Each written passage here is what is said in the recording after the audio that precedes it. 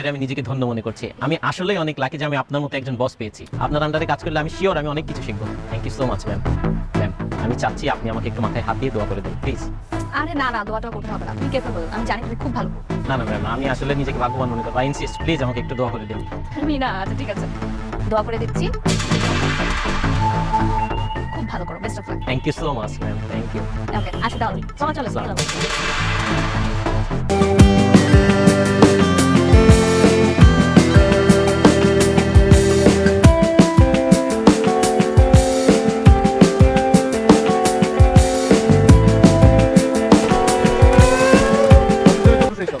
কি চলতেছে? কত কি এসব উল্টাপাল্টা বলতেছেন? আমি পাঠাও ড্রাইভার, ম্যাডাম আমরা কল করছি, আমি চলে আসছি। ওরে বাপ রে বাপ, আমার কি বলদ মনে হয়? সব বয়ফ্রেন্ড ধরা পড়লে পাড়াও ড্রাইভার হয়ে যায়। ইচ্ছা মতো যখন পিড়ামো তখন তোর আসল কথা বেরোবো। আর তুমি কিন্তু সিন ক্রিয়েট করতেছো, মান সম্মান যা। কিসের মান সম্মান? আমার জীবন চলে যেতেছে, সে আছে মান সম্মান নিয়ে। এই ম্যাডাম, এসব পাগল ছাগল কোত্থেকে আসেনি কে? ভাই আমি রিয়েলি সরি, আসলে হয়েছে কি আমি তো প্রেগন্যান্ট, তাই বাইকে তো উঠা একদমই নিষেধ। আমার মনে ছিল না, আমার হাজবেন্ড একটু রিঅ্যাক্ট করে ফেলছে। আমি সরি। তা আপনার হাজবেন্ড বলেন হেলিকপ্টার কিনে তারপর উড়ায় নিয়ে যাইতে, তো পাঠাও বলতেন কেন? সূর্য, আপনি এরকম ব্যবহার করতেছেন কেন? ব্যবহার কি দেখছেন? দেন আমার ভাড়া দেন। ভাড়া দিব মানে? আমি তো এখনো রাইড শেয়ারই করলাম না, আমি কোথেকে ভাড়া দিব? কেন ভাড়া দিব? আপনি আমার সমালোচ করছেন, আপনি আমার ভাড়া দিবেন না, এটা কেমন? এই তুই আমার বউর সাথে চিল্লাচিল্লি করে কথা বলছিস। কত টাকা ভাড়া হইছে তোর?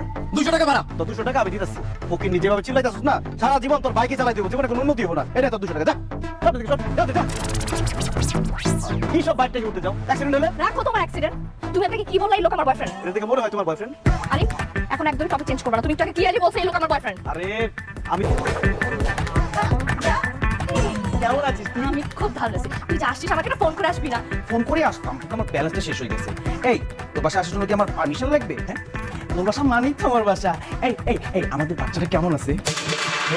এই বাচ্চাকে আমি মন মতন খাওয়াবো, ঘুরাবো, ফিরাবো, একদম বড় করে ফেলবো একদম। আচ্ছা হয়েছে, এত দূর পর্যন্ত তোর চিন্তা করতে হবে না। এই আমি ভাববো না তো কে ভাববে? আমি ছাড়া কেউ আছে বাবা? আমি তো নিতে পারতেছি না এই শালারে। আচ্ছা, এটা শালা না শালি?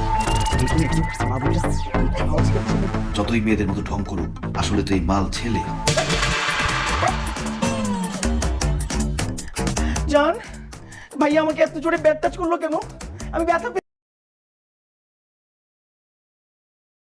পেয়েছি। তোকে বলছি না আমার ছেলেদের টাচ ভালো লাগে না? আরে এটা ব্যাটটা ছিল না, ফান করছে। শোন তুই বাদে, তোকে কিন্তু আজকে আমি যেতে দিচ্ছি না। ডিনার করে তারপর যাবি। ডিনার করবো, কিন্তু আমি যাবো না। আমি বাবুর মুখ দেখেই যাবো। ঠিক আছে, চল চল। এই ভিতর চল, মানে বাচ্চা হইতো নাকি? বাচ্চা হলে পরে এসে নাচানাচি করেন, তার টাকা দিয়ে দিব না। শুনেন ভাইয়া, এটাই তো সবচেয়ে ভাইটাল সময়। এই সময় যদি আমার জানের কেউ কেয়ার না করে তাহলে কি হবে? তুমি তো খালি অফিস নিয়ে ব্যস্ত থাকো, আর মাও তো অসুস্থ, তাই না? সবকিছু কি খেয়াল করে রাখতে পারবে?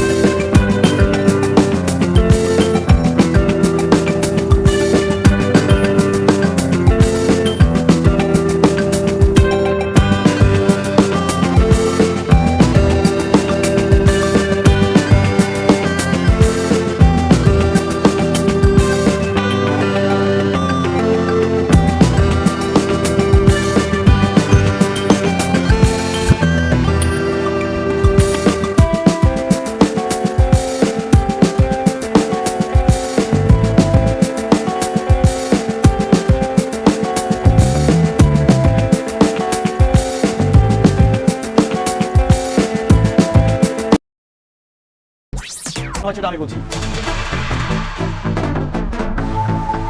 কি বলতেছো এগুলো তুমি?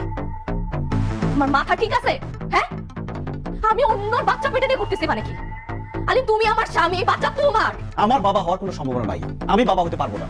আমার ট্রিটমেন্ট চলতেছে, এটা আমি খুব ভালো করে জানি। আমি বাবা হতে পারবো না, বিয়ের আগে থেকে জানি। আমি তোমাকে বলি নাই কারণ আমি তোমাকে ভালোবাসি, তোমাকে হারাইতে চাই না আমি। এটা হইতে পারে না, এটা কোনোভাবেই হইতে পারে না। আম্মা, আম্মা দেখেন আপনার ছেলে কি বলতেছে। আম্মা দেখেন আপনার ছেলে পাগল হয়ে গেছে। আম্মা দেখেন কি বলতেছে এগুলা। কি হইছে? ওমা কি হইছে? ওমা এই সময় এত চিৎকার করতে হয় না, বাচ্চার ক্ষতি হয়। আম্মা আপনার ছেলে বলতেছে আমার পেটের বাচ্চাটা কি ওর না। আস্তাগফিরুল্লাহ, কি বলতেছিস এসব? এগুলো আমি বলতেছি না, আম্মা আপনার ছেলে বলতেছে। আনি এসব কি শুনতেছিস? হ্যালো ফ্রেন্ডস, যা শুনছি। স্বাগতম মুভি টক উইথ মি চ্যানেলে, যেখানে আপনি পাবেন সিনেমা, নাটক আর বিনোদনের সবকিছু। আমরা আছি আপনার সাথে মুভির জগতে হারিয়ে যাওয়ার জন্য। যদি আপনিও আমাদের মতো মুভি পাগল হন তাহলে দ্রুত সাবস্ক্রাইব করুন এবং আমাদের মুভি লাভার কমিউনিটিতে যোগ দিন। এখন চলুন আজকে রিভিউ শুরু করি এবং একসাথে নাটকের জাদুতে হারিয়ে যাই। বন্ধুরা, এটি এমন একটি গল্প যা আমাদের শেখায় সন্দেহ কিভাবে একটি সম্পর্ককে ধ্বংস করতে পারে এবং বিশ্বাস সেটিকে আবার জীবিত করতে পারে। গল্পের কেন্দ্রবিন্দু হলো নিলয় এবং তানিয়া বৃষ্টির দাম্পত্য জীবন। শুরুতে মনে হয় তাদের সম্পর্ক সুখী এবং স্থিতিশীল, কিন্তু ধীরে ধীরে দেখা যায় এক ভিন্ন রূপ। নিলয়ের বন্ধু তাকে জানায় সে কখনো বাবা হতে পারবে না। এ খবর শুনে নিলয় ভেঙে পড়ে। একদিন নিজের অপূর্ণতা, অন্যদিকে তার পরিবারের ভবিষ্যৎ নিয়ে দুশ্চিন্তা, সবকিছু তাকে মানসিকভাবে দুর্বল করে তোলে। তবে নাটকের মোড় ঘুরে যায় যখন নিলয় জানতে পারে তার স্ত্রী বৃষ্টি মা হতে চলেছেন। এই আনন্দের খবর শুনে নিলয় খুশি হওয়ার বদলে মনে সন্দেহ জন্মায়। সেভাবে যেহেতু সে বাবা হতে অক্ষম, তাহলে এই সন্তান কোথা থেকে এলো? এই প্রশ্ন তার মনে সন্দেহের বিষ ঢেলে দেয় এবং তাদের সম্পর্ক বিষাক্ত হতে শুরু করে। বৃষ্টি তার স্বামীর এ ধরনের আচরণে ব্যথিত হয়, কিন্তু সে জানে ভালোবাসা এবং বিশ্বাস দিয়েই এই পরিস্থিতি সামাল দেওয়া সম্ভব। বৃষ্টি নিলয়কে ডাক্তারের কাছে নিয়ে যায় এবং তাকে আরেকবার টেস্ট করানোর জন্য রাজি করায়। নাটকের চমক এখানেই, কারণ টেস্টের ফলাফল বলে দেয় নিলয় আসলে বাবা হতে সক্ষম।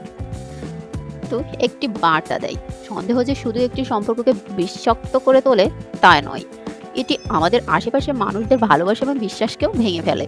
তবে নাটকটি একই সঙ্গে দেখিয়েছে কিভাবে ভালোবাসা এবং দৃঢ়তার মাধ্যমে সম্পর্কের জট খুলে ফেলা সম্ভব। আর এখানে দারুণ অনুপ্রেরণামূলক একটা চরিত্র হলো তানিয়া বৃষ্টির চরিত্র। তিনি দেখিয়েছেন একে অপরকে বোঝা এবং সমর্থন দেওয়া সম্পর্ক টিকিয়ে রাখার মূল মন্ত্র।